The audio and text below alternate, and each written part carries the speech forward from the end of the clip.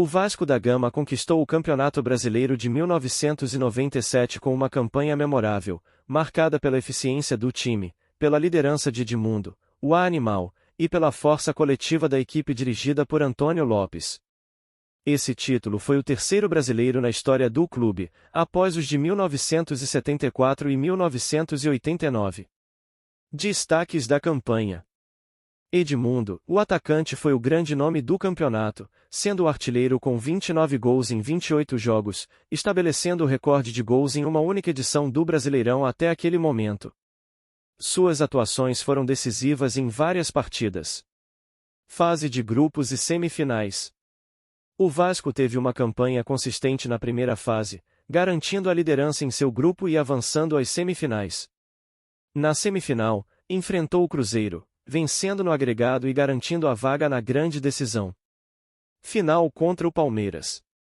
No jogo de ida, no Parque Antártica, o Vasco venceu por 1-0 com gol de Juninho Pernambucano. Na partida de volta, realizada no Maracanã, o empate por 0-0 foi suficiente para assegurar o título. A solidez defensiva e a atuação segura do goleiro Carlos Germano foram cruciais. Fatores do sucesso. Elenco qualificado. E além de Edmundo, o Vasco contava com jogadores como Juninho Pernambucano, Felipe, Mauro Galvão, Pedrinho e Carlos Germano. Treinador experiente, Antônio Lopes soube montar uma equipe equilibrada, com uma defesa sólida e um ataque letal. Maracanã lotado, o apoio da torcida foi um diferencial importante durante toda a competição. A conquista de 1997 marcou uma época de ouro para o Vasco, que, no ano seguinte, se consagraria campeão da Libertadores da América, consolidando-se como uma das maiores forças do futebol brasileiro. Você disse. Quem foi o melhor jogador do Vasco? O ChatGPT disse. ChatGPT.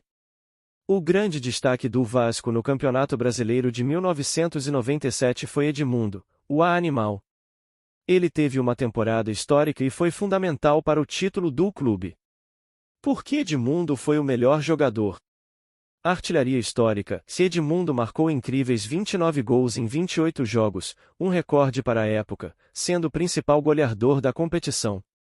Seus gols foram decisivos em momentos importantes e contribuíram diretamente para a conquista do título.